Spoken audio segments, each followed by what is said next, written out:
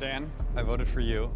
I do find it absolutely incredible that Janelle's your number one and that's all you've come up with this whole time. I mean, I'm gonna sleep on it tonight. Oh my God, you're doing it to us. Okay. How do you not know it ain't but 2 people left? I've been saying this from day one that Dan, he's doing a bad job. He's so overconfident and yet he's doing poorly, because how can people at every other round table be calling your name and you are not able to take the heat off yourself? The idea that out of the guys, only 2 guys didn't vote for him. CT had no choice but to vote for Janelle, just because if he didn't vote for Janelle and he voted for Dan, it would have been suspicious because he had no beef with Dan. Whereas with Janelle, there was a justifiable reason. Kevin brought up Janelle's name, so he had to vote for Janelle. So the idea that Dan thinks he's doing an amazing job is shocking. It's shocking. Anyway, I digress. Hey there, thanks for stopping by. It's Valerie. Welcome to my channel. If you're new here, don't forget to subscribe, click the like button and turn on the notification bell for when I upload new videos. In this episode, I'll be reviewing the Traitors US Season 2, Episode 5. Whoever Dan and Poverty paid for their acting classes, they need to go for a refund, because the audacity for Dan to say, I lit a match and I'm just watching the dynamites explode. And it's like, do you think you've got one off on Phaedra? No, you haven't got one over on Phaedra. Phaedra is going to outsmart you and outlast you if you're not careful, because at the end of the day, it's very obvious, it's written on your faces that you're bad actors and you can see that you're guilty. So I don't get how you think you were able to sort of get one over on Phaedra. Poverty then decides, oh, I'm going to give her, an olive branch and ask her to who she wants to kill. And it's like, you people are undermining Phaedra. You really are. And this is so obvious that people are undermining the housewives. They don't know how cutthroat they can be, because even Janelle at breakfast, because she turns up with CT as the first people, and she says, oh, I don't think the housewives would know how to, be a traitor or kill anyone. And it's like, okay, say that. You'll be on your way back home very soon once Phaedra has got her hands on you. So continue to think, to belittle them and to think that they're not strategic, and you'll be surprised. Maybe Sheree, but Phaedra, I don't trust Phaedra. Phaedra is capable of anything. And so the idea that people cannot see that and they're sort of undermining her doesn't make sense. Or maybe it's too how strategic she's been in this game. The fact that she's been able to sort of go under the radar and nobody else be able to sort of sniff her out is what I don't get. Anyway, I'm happy that CT is in. So you have CT, Janelle, Peter, and you have John, the politician. They're the first people to come down to breakfast. They come in twos. Phaedra and this show are not going to kill me, I swear to God. So everybody is in outside of Phaedra, Sandra, and Tamra, because Phaedra was debating between Tamra and Sandra. And so at the last people to come in are Phaedra and Sandra. And people are surprised that Tamra is gone, because I think people were suspecting that there might be a housewife amongst the traitors. And so for a housewife to be killed off, people don't understand. And so they're sort of sitting down and they're asking. And Sandra's busy asking, she's sitting next to Phaedra and she's asking, why Tamra though? It doesn't make sense. And Phaedra's busy looking for boiled eggs, and it's like, Phaedra is not going to kill me. Phaedra is pretending like she has no idea, but she's the one who made the decision to kill Tamra because she wanted to take the heat off herself. And there's no way a housewife would kill another housewife, so people are not going to suspect her. Tamra, however, feels some type of way. She's upset that if a housewife was amongst the crew that killed her off, then she's going to be very upset. But, it is what it is. It is a game, so hey. Why is CT not a traitor? I think CT with Phaedra and Bergie would be amazing traitors, because no one would suspect Bergie because of his innocent look. And so, because before everyone came in, when it was the first 4, Peter threw it out there that he suspects that Dan might be a traitor. And this is not the first person to suspect Dan of being a traitor. And I don't know why people don't move on it, whether it's because the producers have said no, or whether it's because people are afraid that if he is a traitor, and if they take a shot and they don't have enough votes, then he'll come after them. I don't know. But CT is always going to do CT. So he confronted Dan to say, what do you think, after Alan had left, because Alan said he would give them, he had a surprise coming for them, but it would be coming later on. So CT asked Dan, who do you think is the traitor? Who do you think is killing people? What theory do you have? And Dan is, I'm trying to string red strings together and I still haven't, found anything and I don't want to call out a name. And it's like, this is why I said you need to get a refund on your money for acting classes, because you're not doing an amazing job. You're doing terribly. So maybe get your money back and go home and enjoy the money that you won from Big Brother. So after breakfast, people go into groups and they're sort of having conversations on who they think is a traitor.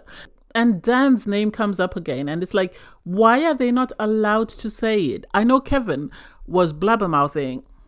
So after breakfast, people go into groups and they are having conversations on who they think might be the traitor. And I don't know why Kevin decided to sort of say this, because in front of Dan and CT, he mentioned that he suspects Janelle. And it's like, why would you say it? Because the gamers were able to get Larsa out because they didn't want to take out a gamer. Sandra made sure that they took out, a housewife. So why would you say this? Because you're already walking on a fine line in the sense that your name has already been called out at the round table. Why would you want to mention somebody else's name? So when Dan went and sat with Janelle and John, I thought he was about to tell her that this is what Kevin is saying. So the idea that he wouldn't say anything doesn't make sense to me. And for Janelle to say she's been in Big Brother with him and is very sneaky and she doesn't sort of suspect that he's up to anything. Well, she has said she suspects it. And so in the other room, you have Janelle sort of talking to a group of people and saying that she suspects that Dan is a traitor.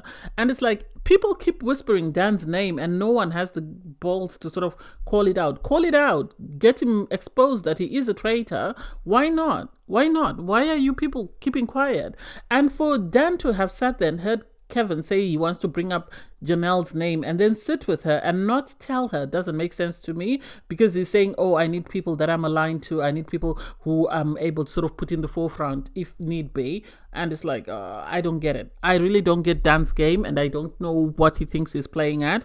I wish everybody else would expose him and then, he would go home, because he's terrible at this game. He's terrible. I don't even know how he was able to sort of get away with stuff on Big Brother, because his acting is terrible. You can see through him. So I don't know how people that were staying with him 24/7 couldn't see that, he was playing games.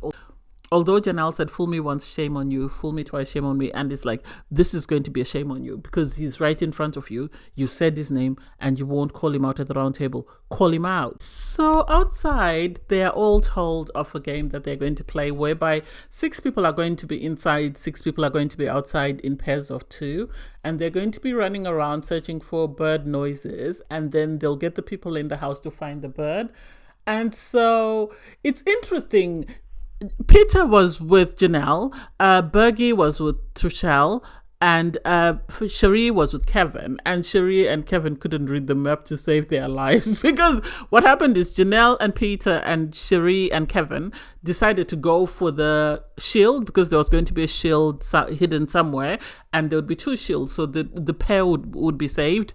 Anyway, Bergie and Trishelle were the first ones to find a clue, and they found another clue, and yet you had Cherie and Kevin still running around in circles. Eventually, somehow, Bergie and Trishelle, the ones that were actually carrying out the tasks, were the ones that found the shield, and so they were safe. But then Peter and Janelle came up with this plan that let's get whoever finds the shield not to reveal themselves. That way the traitors don't know who it is. And it's sort of, it was a genius plan, because there's no way to guarantee, because Cherie and Kevin would not say anything, because at the end of the day, that would save them. So I would rather we just say, no, we didn't find it, and just keep quiet. And hopefully Kevin doesn't blabber mouth and sort of reveal the secret.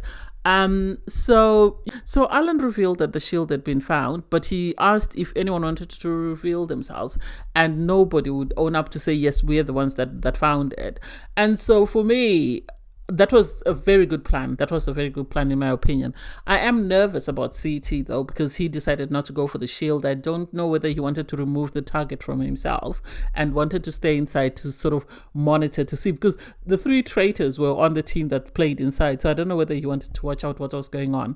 But I have a feeling that Phaedra is going to protect CT till the very end, unless she has no other choice.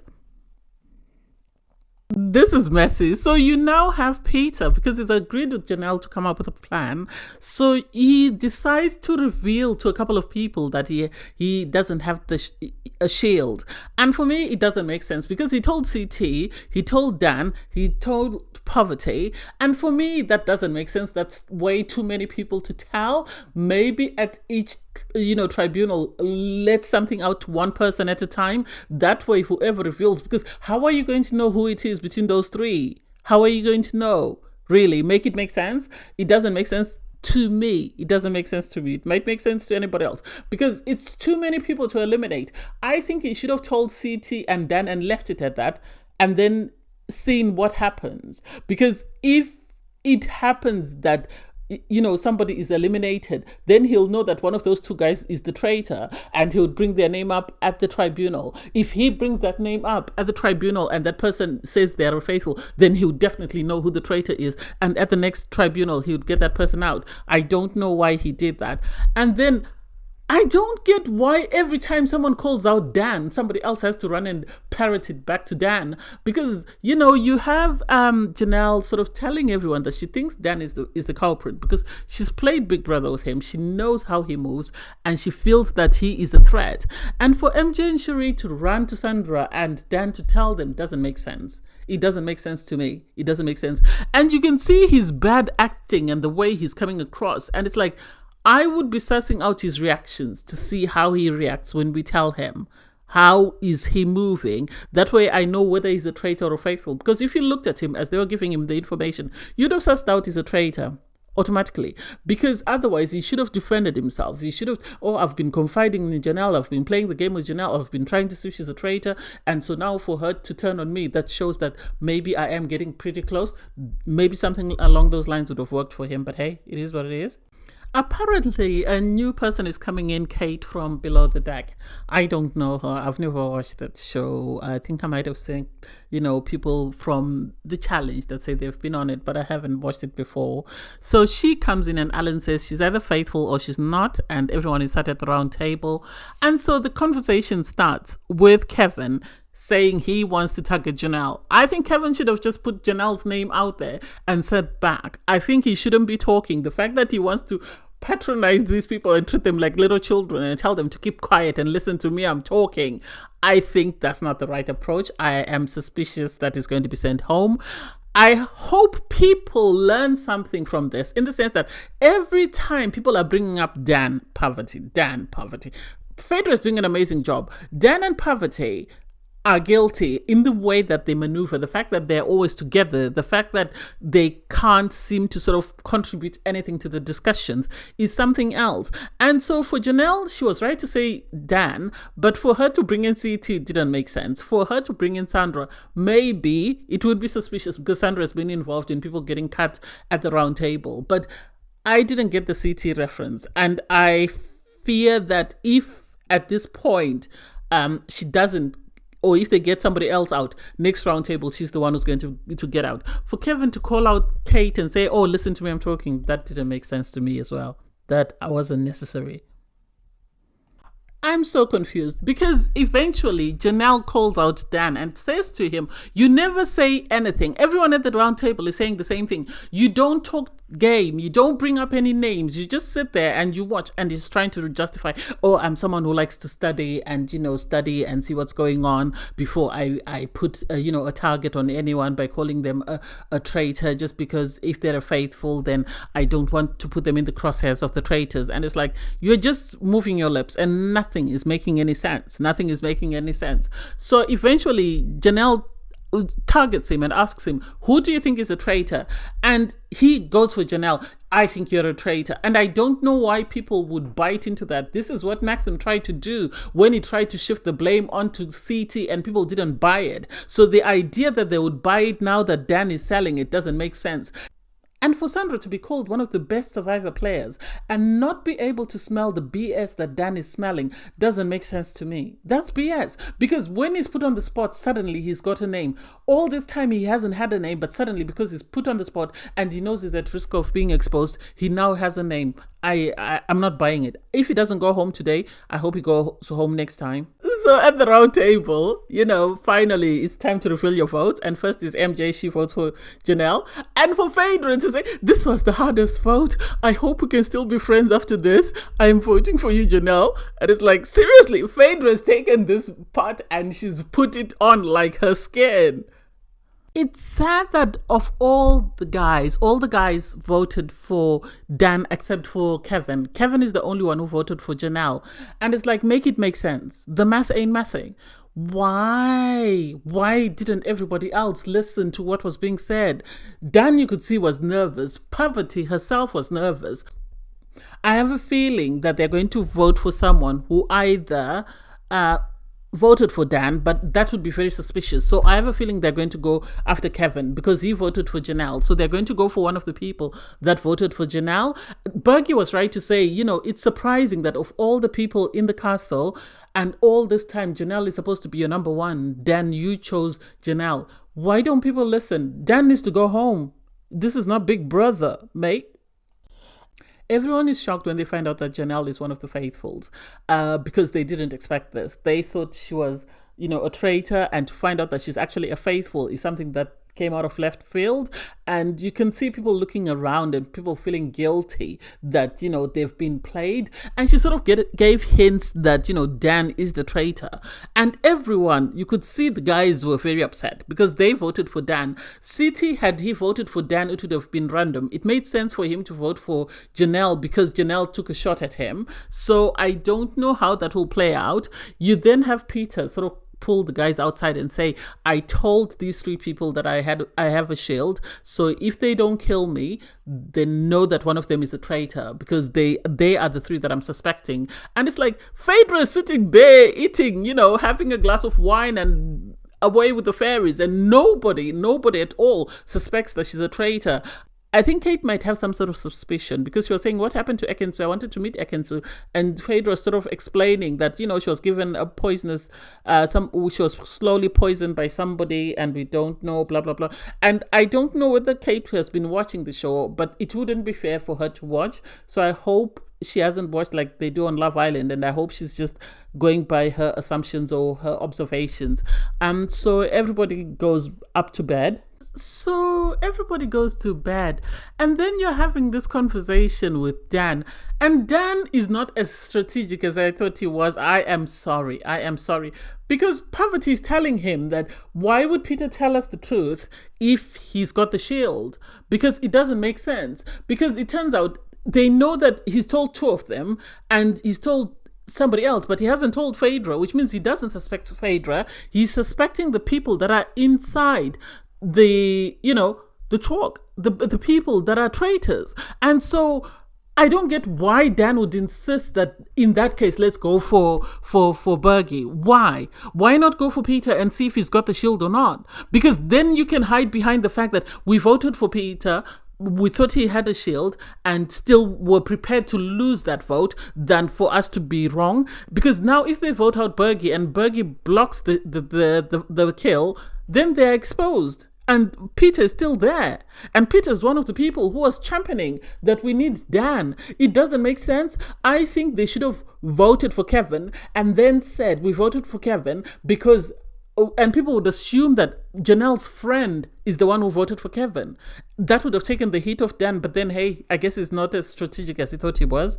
Anyway, thanks guys for watching. Please don't forget to like, share, comment, and subscribe.